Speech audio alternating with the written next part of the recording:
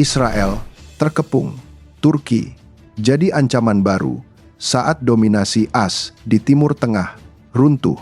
Timur Tengah kini memasuki babak paling berbahaya. Di saat fokus dunia terpaku pada kehancuran di Iran, sebuah kekuatan raksasa bangkit dari barat laut. Turki, dengan doktrin Blue Homeland, mulai mengepung Israel dari berbagai arah melalui armada laut dan jet tempur siluman generasi kelima. Sementara itu, Teheran secara cerdik memanfaatkan kelemahan politik domestik Donald Trump untuk mengendalikan ritme perang. Apakah kita sedang menyaksikan keruntuhan dominasi Barat di tanah para nabi? Konflik di Timur Tengah kini tidak lagi berjalan di jalur yang bisa diprediksi. Setelah serangan gabungan Amerika Serikat dan Israel menghantam fasilitas nuklir serta militer Iran, sebuah dinamika baru muncul di luar radar strategis yang selama ini diwaspadai Tel Aviv. Israel, yang selama ini memusatkan seluruh sumber dayanya untuk menghadapi Hizbullah di Lebanon Selatan dan kekuatan Iran, kini terpaksa menoleh ke arah Turki. Saluran televisi Israel, Channel 13, baru-baru ini menyiarkan analisis yang mengguncang stabilitas persepsi keamanan mereka. Turki kini digambarkan bukan lagi sekadar tetangga yang vokal, melainkan tantangan terbesar Israel setelah Iran. Melalui doktrin Mavi Vatan atau Blue Homeland, Ankara sedang membangun blok kekuatan strategis yang sangat masif, membentang dari Yunani hingga Yaman. Bagi para pengambil kebijakan di Tel Aviv, pengaruh Turki saat ini terlihat seperti gurita yang tentakelnya menjepit mereka dari berbagai arah, menciptakan rasa terkepung yang belum pernah terjadi sebelumnya. Latar belakang ketegangan ini berakar pada ambisi maritim Turki yang mulai diwujudkan dalam aksi nyata. Di Mediterania Timur, Turki menegaskan klaim wilayahnya melalui latihan militer besar Blue Homeland 2026 yang berlangsung pada April lalu. Kekuatan yang dikerahkan tidak bisa dianggap remeh. 120 kapal, 50 pesawat, dan 15.000 personel yang beroperasi di 3 laut sekaligus. Pengaruh Ankara kini meluas secara agresif ke wilayah Libya, Somalia, hingga Yaman melalui jaringan proksi dan diplomasi yang kuat. Di Suriah, Turki semakin aktif memperluas zona pengaruhnya. Secara strategis, hal ini dapat berarti Turki bertujuan menguasai rute energi vital dan merusak aliansi yang dibangun Israel bersama Yunani, Siprus, dan Mesir. Bagi Benjamin Netanyahu, langkah Turki pasca konflik Iran adalah ancaman yang sangat berbahaya, hingga sejumlah pejabat Israel mulai memberi label kepada Turki sebagai Iran yang baru. Di bawah kepemimpinan Recep Tayyip Erdogan yang semakin percaya diri, Turki mengirimkan pesan bahwa mereka tidak akan membiarkan jalur laut vital dikendalikan oleh pihak lain dan menuntut bagian yang adil atas cadangan gas alam di Mediterania Timur. Kekuatan Turki di lapangan didukung oleh lompatan teknologi industri pertahanan dalam negeri yang sangat cepat. Turki tidak lagi hanya menjadi pembeli teknologi asing, melainkan produsen elit yang mulai mandiri secara strategis. Salah satu tonggak pencapaiannya adalah program TAIKAN. Proyek jet tempur siluman generasi kelima ini menandai masuknya Turki ke dalam kelompok eksklusif negara yang mampu memproduksi pesawat tempur masa depan bersama Amerika Serikat, Rusia, dan Tiongkok. Selain itu, Bayraktar Kızıl Elma muncul sebagai ancaman baru di udara. Drone tempur bertenaga jet ini dirancang untuk operasi semi-otonom dengan kemampuan tempur tingkat lanjut, melengkapi Bayraktar TB2 yang telah teruji di berbagai medan konflik dunia. Peningkatan kemampuan militer Ankara ini bukan hanya gertakan. Pesan keras Erdogan kepada Netanyahu menjadi penegas bahwa Turki memiliki instrumen militer yang nyata untuk menghancurkan siapapun yang mengancam kedaulatan dan masa depannya. Bagi Israel, melihat jet tempur generasi kelima dan drone jet canggih di perbatasan mereka adalah mimpi buruk taktis yang harus segera mereka hadapi. Di sisi lain konflik, Iran sedang memainkan permainan saraf yang sangat sabar terhadap Washington. Meskipun Amerika Serikat telah mengirimkan proposal 14 poin dan Donald Trump memberikan tenggat waktu yang ketat, Teheran memilih untuk tidak terburu-buru.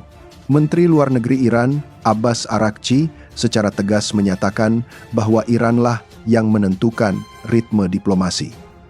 Teheran masih meninjau tanggapan Amerika Serikat yang dikirim melalui Pakistan sebagai mediator, sembari mempelajari posisi tawar mereka di tengah memanasnya situasi kawasan. Strategi penundaan Iran ini didasarkan pada analisis mendalam terhadap kelemahan utama Donald Trump yaitu pemilihan paruh waktu di Amerika Serikat. Jika harga energi tetap tinggi dan ketegangan terus bereskalasi, posisi politik Trump akan sangat terancam oleh opini publik domestik. Iran memahami bahwa Trump berpacu dengan waktu untuk membangun narasi kemenangan atau kesepakatan instan guna mengamankan masa depan politiknya. Jika Partai Demokrat memenangkan pemilihan paruh waktu, Trump berpotensi menghadapi tekanan politik besar dan ancaman pemakzulan terkait kebijakan militernya. Teheran sedang memastikan bahwa setiap serangan dari Washington akan dibayar dengan biaya politik dan ekonomi yang terlalu mahal bagi Trump. Di tengah kepungan sanksi dan blokade maritim yang kian mencekik, Iran tidak benar-benar sendirian. Sebuah rute strategis yang selama ini jarang mendapat perhatian dunia, kini muncul sebagai jalur napas bagi Teheran. Rusia dilaporkan menggunakan Laut Kaspia sebagai koridor rahasia untuk mengirimkan pasokan militer dan komersial yang krusial.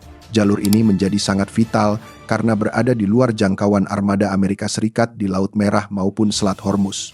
Laporan terbaru menunjukkan bahwa pasokan dari Moskow ini mencakup komponen-komponen penting untuk drone tempur yang bertujuan membantu Iran memulihkan kemampuan ofensifnya setelah serangan besar sebelumnya.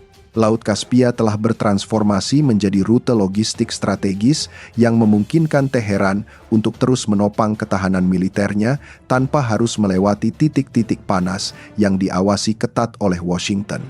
Skenario ini memperlihatkan bahwa kerjasama antara Rusia dan Iran telah mencapai tahap di mana pengiriman logistik dapat dilakukan secara sistematis melalui jalur-jalur yang sulit diintervensi oleh kekuatan Barat. Saat perundingan diplomatik masih tertahan di meja Pakistan, situasi di lapangan khususnya di Selat Hormuz telah mencapai titik balik yang drastis. Jalur perairan yang merupakan arteri utama perdagangan energi dunia kini berubah menjadi sunyi.